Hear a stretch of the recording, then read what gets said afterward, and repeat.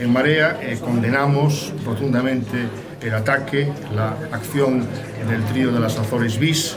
Esto alimenta una escalada belicista, esto causa terror entre la población civil, es un ataque ilegal, es un ataque terrorista con víctimas, y asistimos a un presidente del gobierno, el presidente Rajoy, que rinde vasallaje al imperio USA, que desprecia la legalidad internacional, que desprecia a organismos como las propias Organización de las Naciones Unidas, y por lo tanto en Marea exige a la ministra de Defensa, a la señora Cospedal, luz y taquígrafos. Es su obligación informar en sede parlamentaria y someterse al control de la Cámara.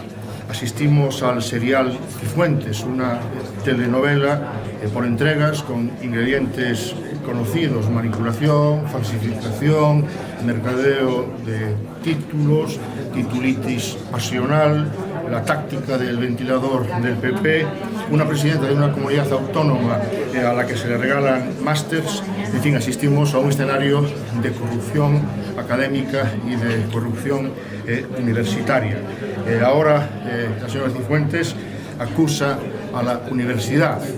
En fin, esto es en definitiva un esperpento, es una deformación grotesca de la realidad y es, por otra parte, un insulto a la inteligencia de las personas.